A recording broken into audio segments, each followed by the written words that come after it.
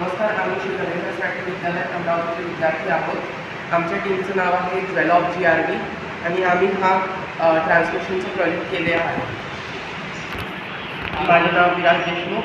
माझे नाव तन्मय ठाकरे। माझे नाव प्रथमेश नागपुरे। आमच्या ह्या प्रोजेक्टमध्ये आपण खूपदा बघितलंच असेल, मी पण बाहेर बघितलं की ट्रान्समिशन लाईन्समध्ये हे लाईन टू लाईन फॉल्ट आणि लाईन टू ग्राउंड फॉल्ट म्हणजेच की हा जो वायर असते हा याला टच होऊन जातो, तर काय होते, मोठे शॉर्ट सर्किट होते। त्याच्यासाठी एक प्रोजेक्ट बनवलेला आहे। आता आपण ऑन करून घेऊ। हे बघा, जसंच हा वायर मी याला कनेक्ट केला आहे, जसंच आपण याला टच करतो हे पॉवर कट ऑफ करून देते। म्हणजे हे लाईन टू लाईन फॉल्ट होते।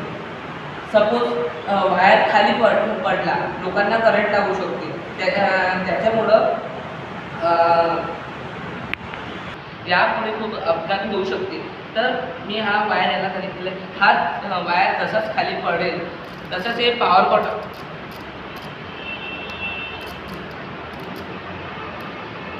ऑफ होऊन जाते आणि याच्यात फायर फॉल्ट पण डिटेक्ट होते। आपण बघू शकतो हाय व्होल्टेजमुळे ट्रान्समिशन लाईन्समध्ये आग लागून जाते, तर त्याच्यात हाय व्होल्टेजच्या यानं वाढू पण शकते। तर ते डिटेक्ट करून, फायर डिटेक्ट करून, हे बघा